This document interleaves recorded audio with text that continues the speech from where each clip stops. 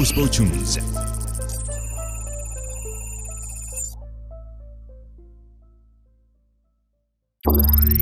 Number 10.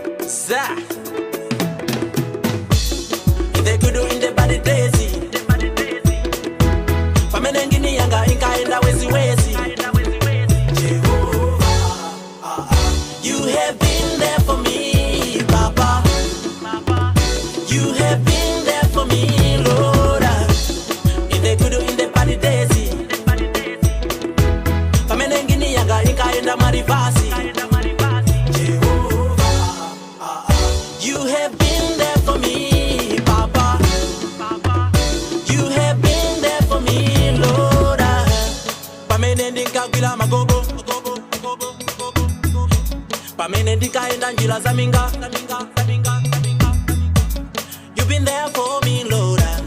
You've been there for me, Papa. You've been there for me, Lord.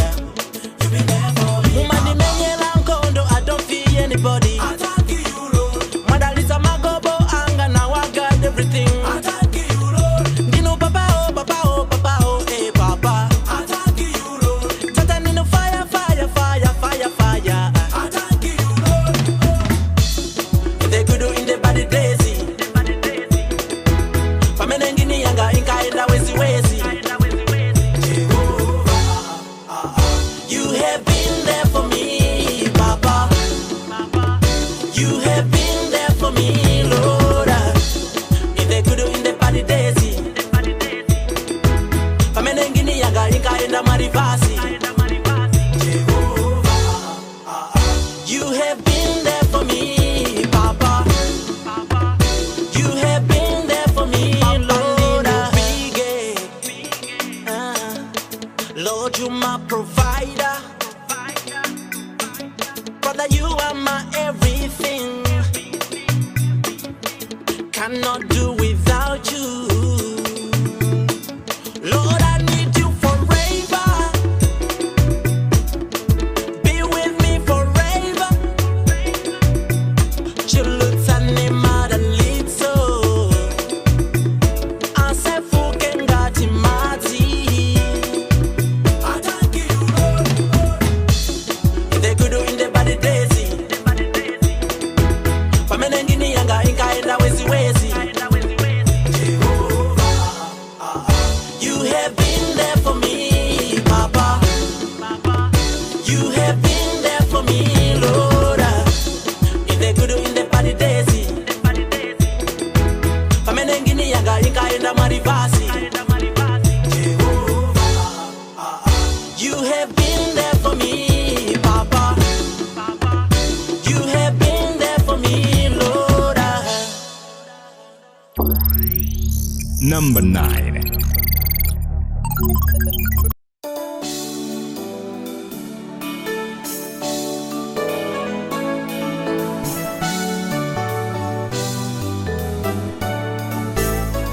Limitani Baba, limitani Jehovah, limitani Baba.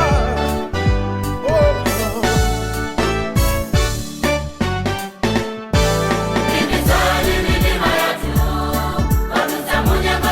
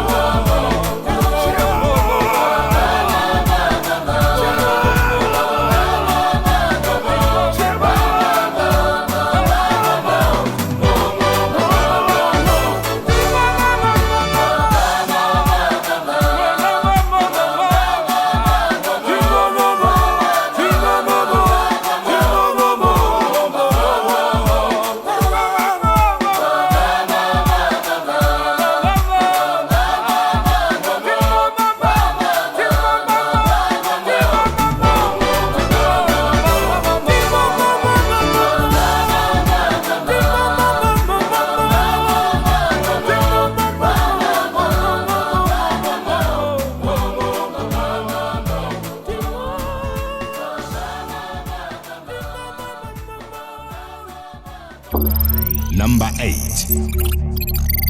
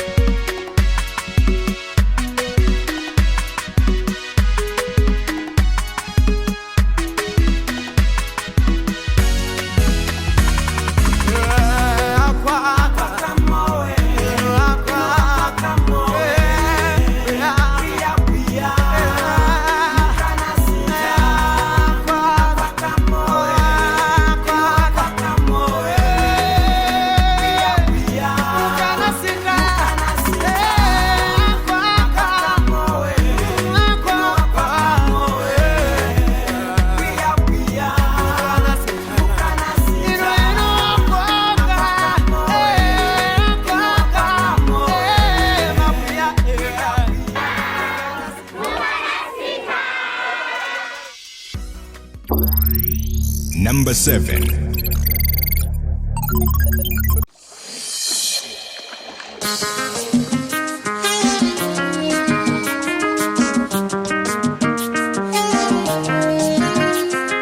Zephy on the beat.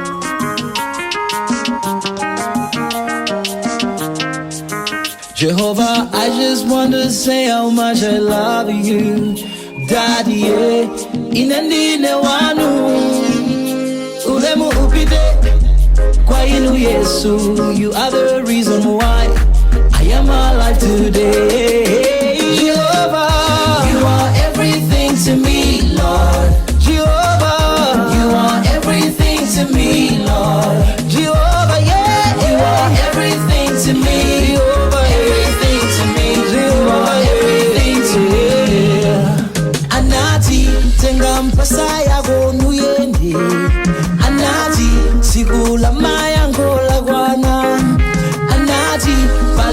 chida chosulidwila ine chimene chitapindule pa ineyo ukandikhulupirira ineyo udzakhala mutu usati njira mafumu adzakwadira iwe poti wasankha kukwadira ine Jehovah, you are everything to me, Lord.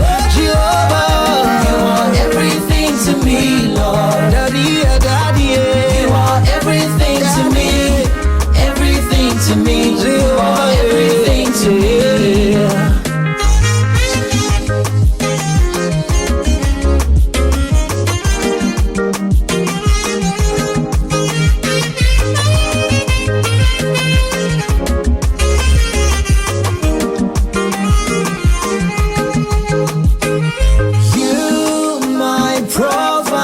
My healer and my master, my father, my mother, you are my everything.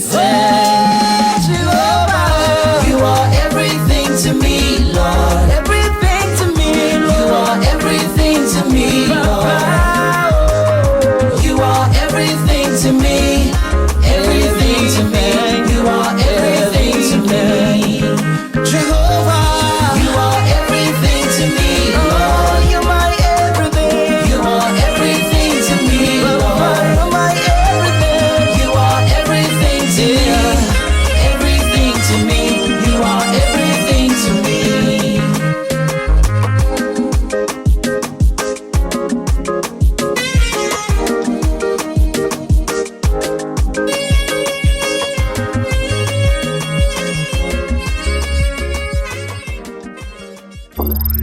Number 6.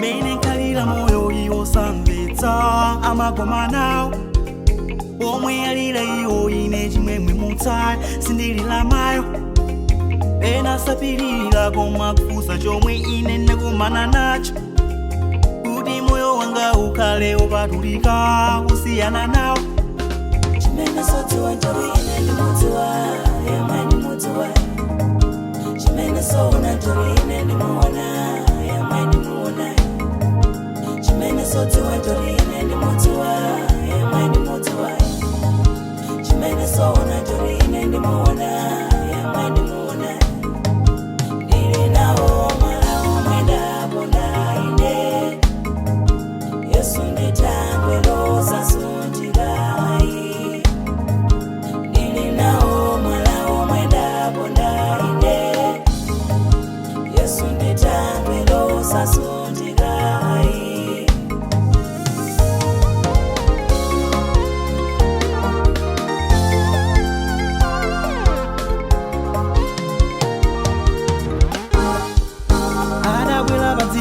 ya ulemelelo kudzapangaza ine mwini moyo wa moyo sunga moyo wanga ni mapangaza iye chembekezo adandipatsa mantha adachotsananga ndiopeso chana adadzipereka yekha ngati nsembe ya ochimwa anga ndi mane chana iwo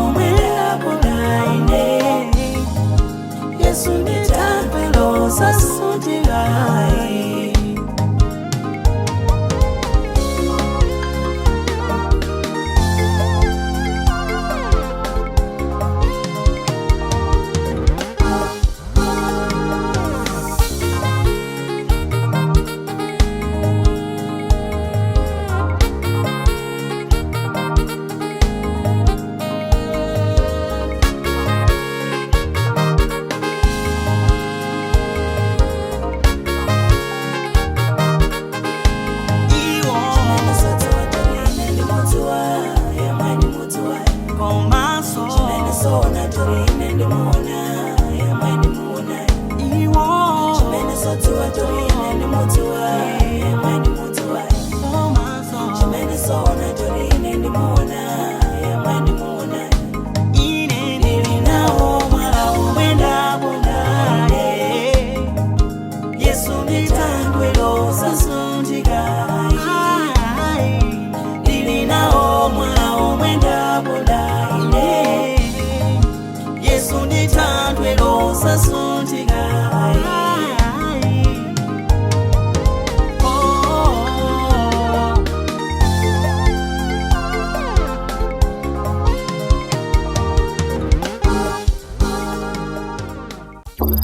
Number 5.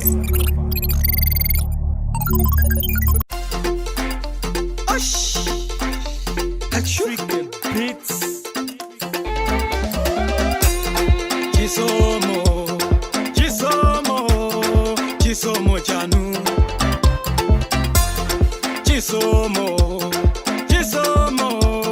Chisomo chanu. Tapulumuka mwa chisomo. Takwezedwa mwa chisomo. Takwatiwa mwa chisomo. Sonsezi ndi chisomo. Tapulumuka mwa chisomo. Takwezedwa mwa chisomo. Takwatiwa mwa chisomo. Sonsezi ndi chisomo. Ikanadziwa singana machedwa kulandira Yesu. Ikanadziwa singana machedwa kulandira Yesu. Muli moyo wa Yesu muiwe, muli moyo. Muli moyo wa Yesu muiwe, muli moyo. Tapulumuka mwa chisomo. Takwezedwa mwa chisomo. Takwatiwa mwa chisomo. Sonsezi ndi chisomo. Tapulumuka mwa chisomo. Takwezedwa mwa chisomo. Takwatiwa mwa chisomo. Sonsezi ndi chisomo. Pamwayi ndi oyenda ndi Yesu. Pamwayi oyenda ndi Yesu. Wapeza Yesu, wapeza chuma. Wampeza Yesu, wapeza chisomo. Haleluya. Tapulumuka mwa chisomo. Takwezedwa mwa chisomo. Takwatiwa mwa chisomo. Sonsezi ndi chisomo. Tapulumuka mwa chisomo. Takwezedwa mwa chisomo. Takwatiwa mwa chisomo. Sonsezi ndi chisomo. Chisomo, chisomo, chisomo chanu. Chisomo, chisomo, chisomo chanu. Tapulumuka mwa chisomo. Tapulumuka mwa chisomo. Takwezedwa mwa chisomo. Takwatiwa mwa chisomo. Takwatiwa mwa chisomo. Sonsezi ndi chisomo. Tapulumuka mwa chisomo. Tapulumuka mwa chisomo. Takwezedwa mwa chisomo. Takwatiwa mwa chisomo. Sonsezi ndi chisomo.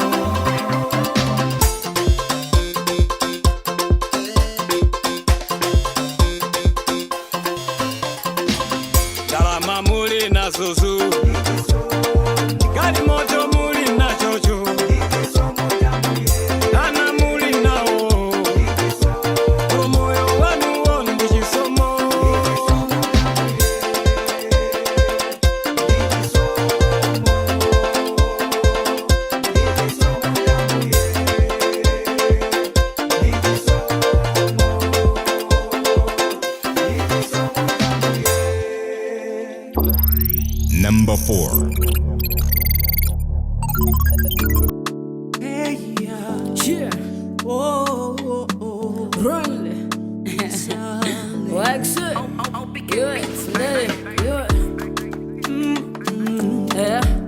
Dibisale. Yeah. Say yes, I said. Tantrelonga bigatu Dibisale momwemo Tantrelonga bigatu Dibisale momwemo Matindi pomatiwo Zotulu kantitimo Sindi tuke dimambu Sindi lindi kitetu Sindi tuke dimambu Sindi lindi kitetu Dibisale momwemo Dibisale momwemo Tantrelonga mbigatu Dibisale momwemo Dibisale momwemo Dibisale momwemo Tantrelonga mbigatu Dibisale momwemo Tantrelonga mbigatu Dibisale momwemo Yeah. Arare ndinonoka mina mandilimbikitse nayo ndikafoka ingoma zamusarana ndikamukonka kumboira na dzina lanu ziwanda zimachoka zokha atsikana nyimbo zanu sathweka satha kuzindikira kuti ndinuthanthweka khomo la chechi njeko mala kubhala kulowa anzanga wani pano wakumata mamonde chonde munilimbitse mtima tate nizindikiritse nisagire ndinkhate ndionese nanzangu enela kucheza nawo ndivangeni kuti zoyipa sanenge nawo gandari chonde munilimbitse mtima tate nizindikiritse nisagire ndinkhate ndionese nanzangu enela kucheza nawo ndivangeni kuti zoyipa sanenge nawo gandari Dibisale momwemo Dibisale momwemo Dibisale momwemo Dibisale momwemo Tantrelonga mbigatu Dibisale momwemo Dibisale momwemo Dibisale momwemo Tantrelonga mbigatu Dibisale momwemo Tantrelonga mbigatu Dibisale momwemo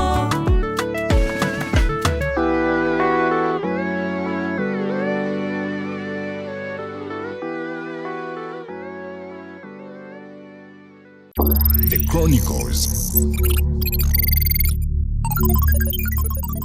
Today in this segment, we take a look at the life of one Shama Stoller. He is a gospel musician who is popularly known as Shama Vocals. Reverse, reverse, reverse, no reverse, reverse, reverse. No reverse, no reverse, reverse. no reverse, no surrender. No reverse, reverse. Shama Stoller was born on 6th of December 1994 in Lunzu, Blantyre.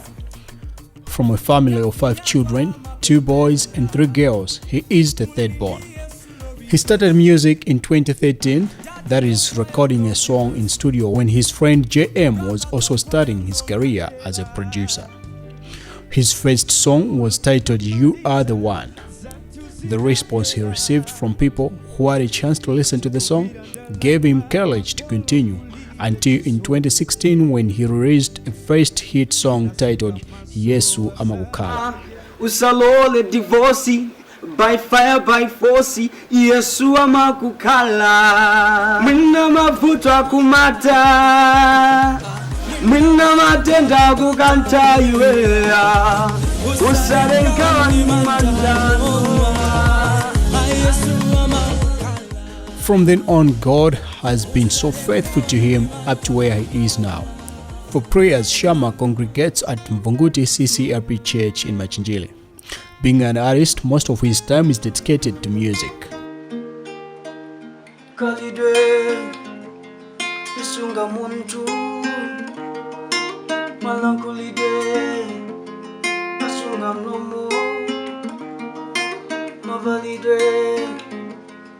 Asunga tupi ndalama asunga ziko.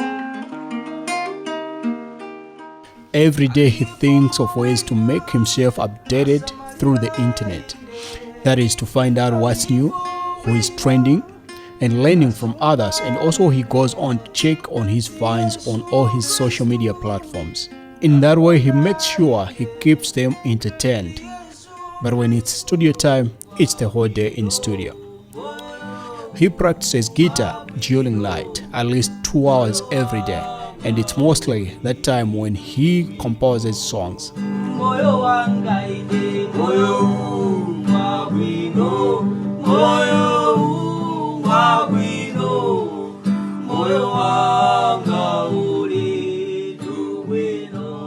Outside music, he also has a life where he does small businesses like a stationery shop.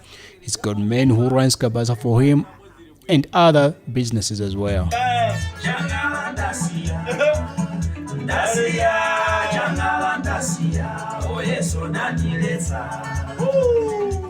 The work that he mostly enjoys is music itself.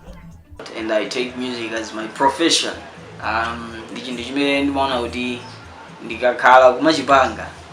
Even if I'm getting paid or not,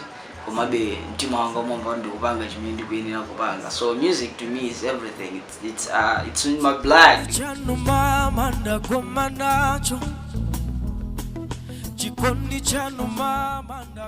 The strongest memory that he has is when he got his Best Volleyball Player award in 2008 at Blantyre Youth Center. The scariest experience that he has had is when his mother was seriously ill, and she kept giving him advice of life on her sickbed. She passed on in 2016. And the blues apparent, the source of the tuition fund. It was a blow.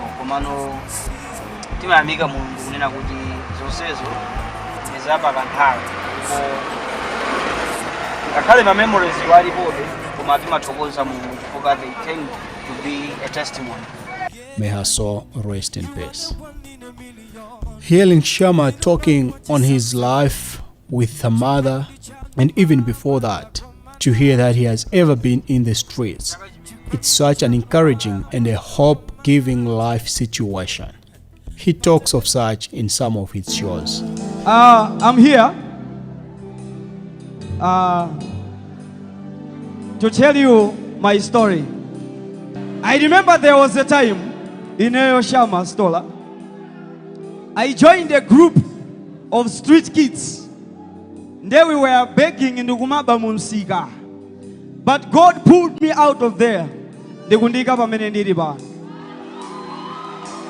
Kafika Ntawi, Shamma went to perform in Zambia and shared a stage with Pompey. He had a chat with him, and listening to him talking of his journey of faith from an atheist to a powerful gospel artist, it was a real-life inspirational to him. The most embarrassing moment was the time when he had a supplemental exam in college. He couldn't believe it because he believed he was one of the most brilliant students in class. But luckily enough, he made it afterwards. That was at Polytechnic. Asama Yehovah, yeah. Say, Asama Yehovah, Asama Yehovah, Asama Yehovah. We have seen victories in our lives. Shama likes nsima with goat meat and masamba odendera. He also loves praying because he feels prayer changes all things and it works for him. But he never likes it when his privacy is not respected. The thing that makes me more angry is one, to be belittled. I work hard, extra hard, like to achieve things, and when I put out the product out there, we know again I know I welcome critics, it makes me angry, especially you put your work into it, and then we know again kuchepetsa komanso maka even when I hear blasphemy. He also doesn't love video games because he feels it's a waste of time. Asked what it could be if he would be given a chance to have superpowers, Shama would want the power to travel back in time so that he could correct some mistakes he made. Only if it was possible, that is. He dreams of creating a place of worship through music as a music ministry. On weekly basis, more of a music ministry, because I don't take it as just a profession, it's a ministry, and I know good in the Mulungwana and the passage. So I'll minister to many souls. On top of that, he wants to feed as many as he can with food because he sees many people suffering and they cannot be productive. He could feed such only if he has enough. So let God help him to fulfill his mission.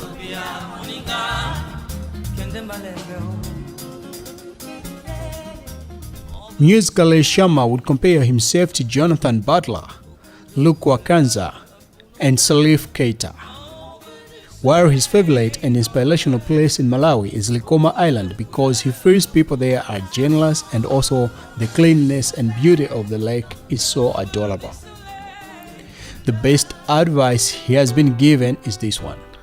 Mugamakala, muzikala. Muzikala be osatopa. To mean, when you live and continue to live, don't give up in life. One thing that Shama wouldn't do without is prayer.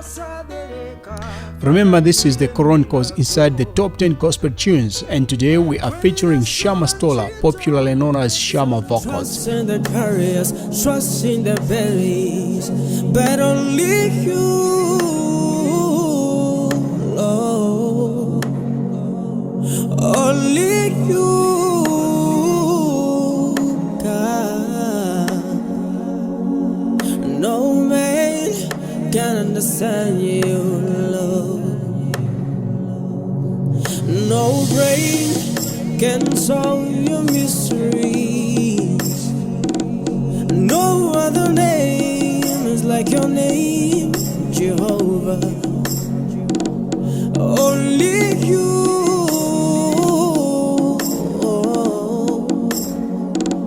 Lord, only you.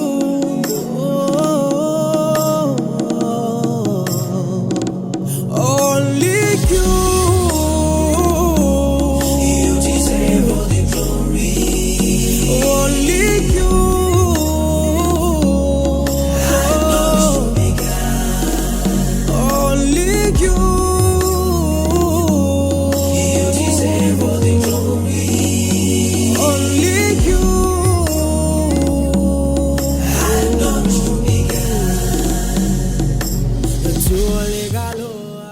As we continue with our program now, let's find out what first got Shama into music. Well, to him, it was simply the passion. But now listen to this one. Yeah, that's what's up. Ka SD ka bomb fana sika snapshot. I'm understand a heavy kaya ali chapter chan. Motibweze mustada Bible chapter chan. Tomandi komelela ngati ndine chapter chan. Yeah. Ndikushuta chan. Mwamva ujo ndadikodi ndikushuta chan. Yeah man, that's the spirit. Shooter chan. Sine wanomo ndina yo. That's what's up. I shine bright like diamond. That's what's up. This is Shama's brother and the Banton.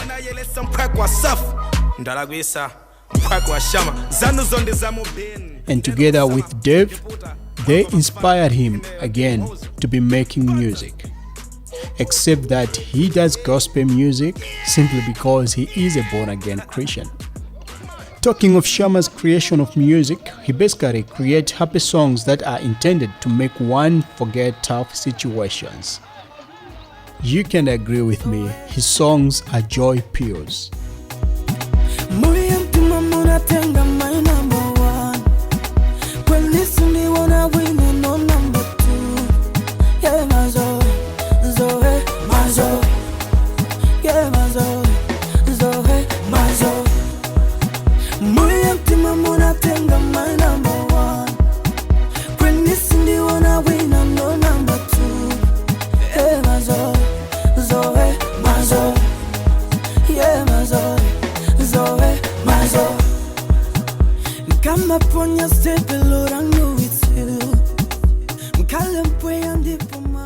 Now, coming to his creative process, well, for Shamma, he doesn't necessarily have a specific procedure of doing it, but one of the processes is when he practices with his guitar. He tends to create progressions and then fill in the words. And talking of practice itself, it has changed Shamma's music career big time. You and I can both agree of the progression of maturity in his music.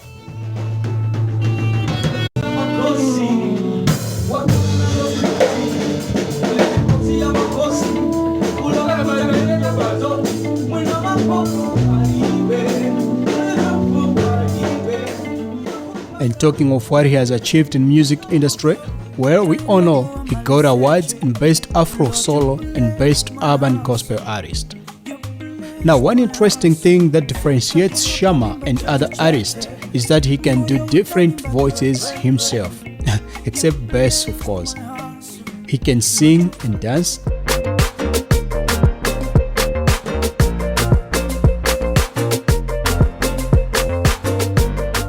And also he sings several genres, hence the name Shamma Vocals.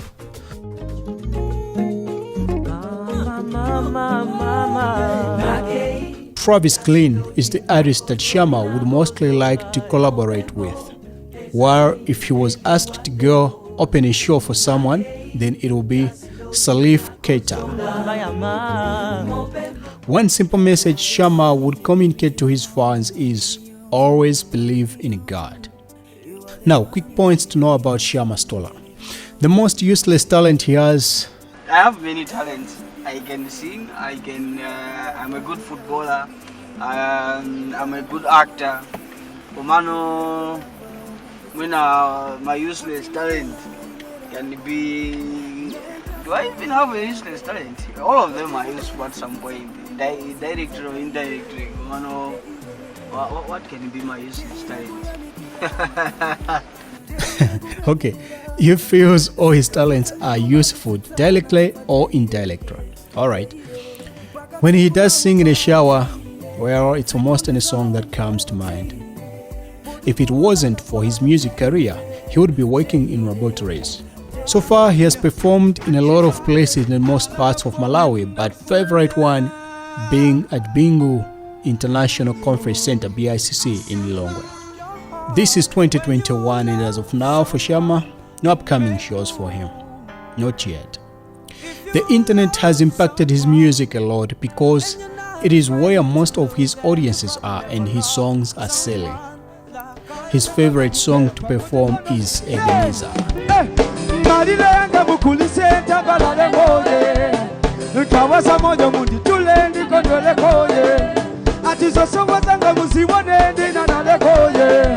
Nayo misozi yanga mukupute nditembelekoye ha inu Mungu wa Yabesi iyeyele Ebenezer inu Mungu wa Isaki iyeyele. The famous musician he admires is Faith Musa.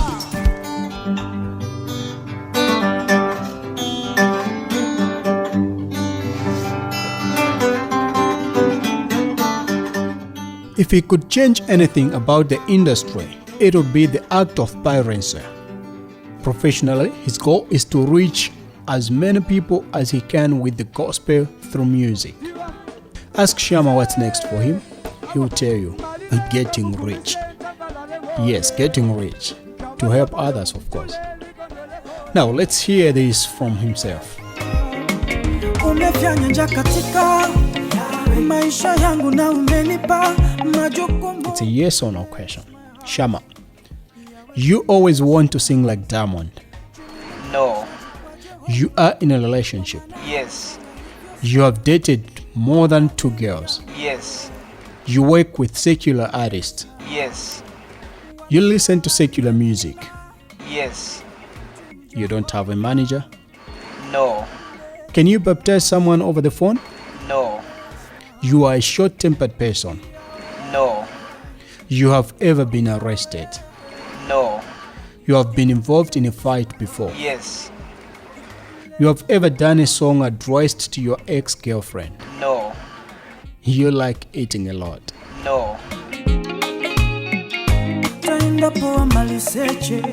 Lord, you blessed my house. You blessed my house. Well, on that note, we come to the end of the Chronicles segment inside the Top 10 Gospel Tunes. Today we were featuring Shama Stoller, aka Shama Vocals. Fortunately, one of his tracks as well has made it into the top 3 of this week.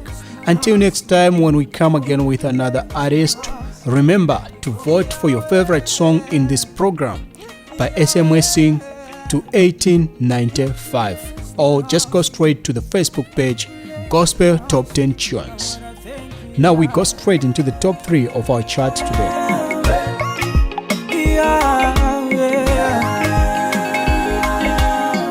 Now we give you the top 3 in the chart. Number 3.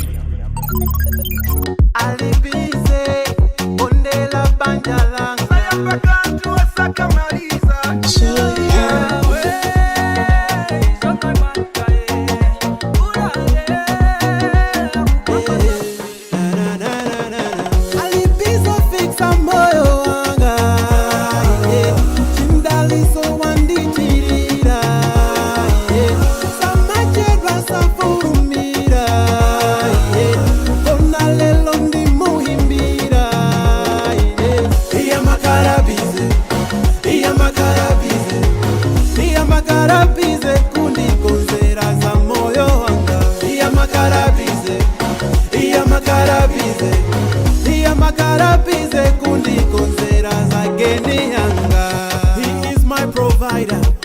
Yeah, I'm a pata. Ni wadongo sorombuye ama kwana. Wandi chota yapa, kundi yika yapa. Iendere veta ifeti mamvanda. Iye alibize kupanga za inendeka. Tawi yako ikakwana akupe. Alibizo fixa moyo wanga. Chindaliso wandichirira. Samachedwa safurumira. Kona lelo ndi muhimbira. Iya makarabize. Iya makarabize. Iya makarabize kundikonzera za moyo wanga. Iya makarabize. Iya makarabize. Iya makarabize kundikonzera za geni yawe. He's on my matter, yeah. Ulale akupanga zaine. Akati cheke madaliso ni kweche mkweche. Ine kumamba seke akupanga zaine. Akati cheke madaliso ni kweche mkweche. Ine kumamba seke akupanga zaine. Alibizo fixa moyo wanga. Chindaliso wandichirira. Samachedwa safurumira. Kona lelo ndi muhimbira. Iya makarabize. Iya makarabize. Iya makarabize kundikonzera za moyo wanga. Iya makarabize. Iya makarabize. Iya makarabize kundikonzera za geni yanga. Salongeza kantu kusakwaniriza. No. Sayamba kantu wasakamaliza. Yeah. Ndakale umpawe kumake. Kutitimira matope. Mkono wake ni wa utali. Maso wake aona patali.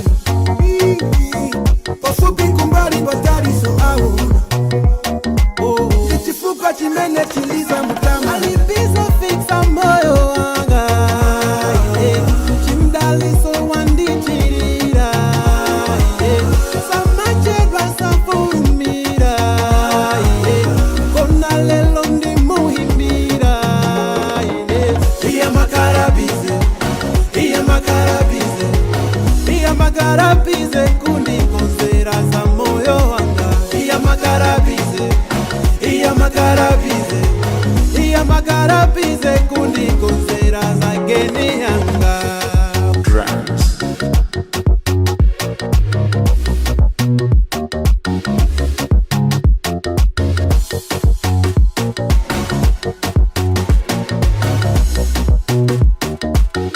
Again music. Number 2.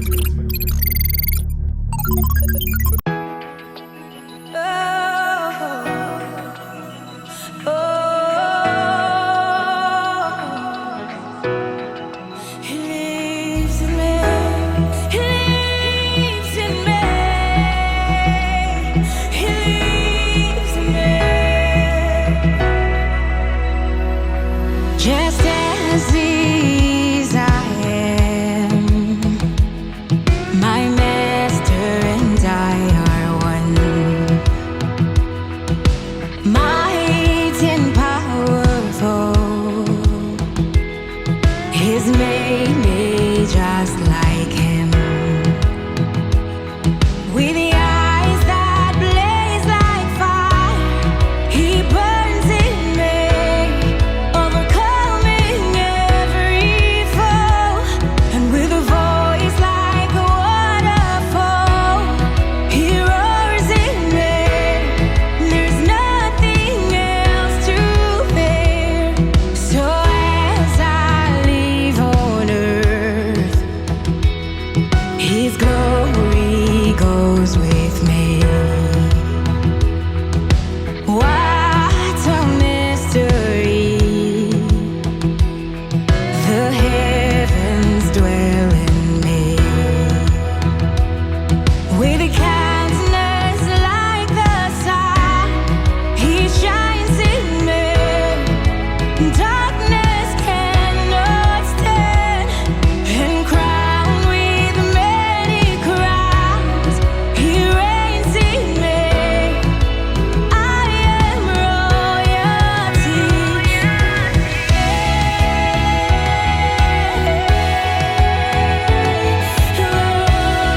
He lives in me.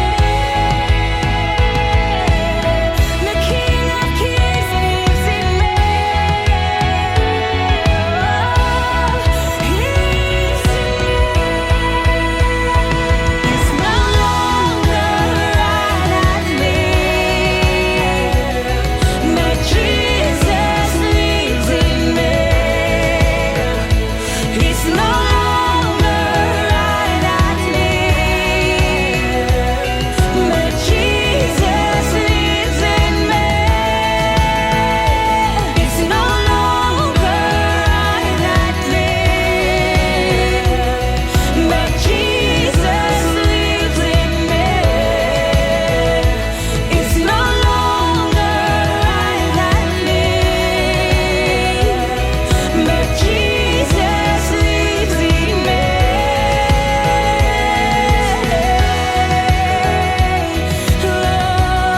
He lives in me. The King of Kings lives in me.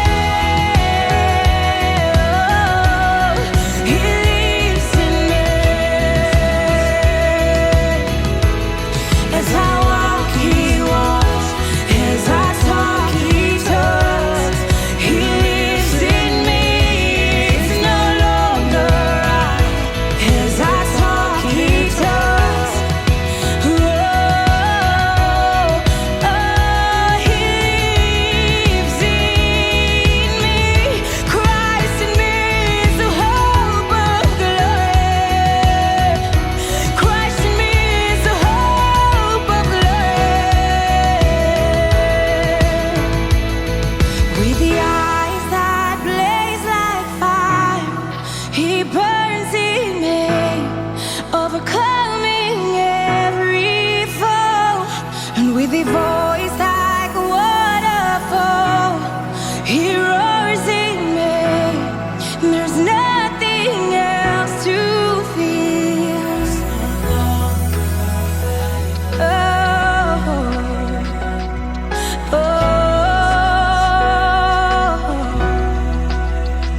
He lives in me.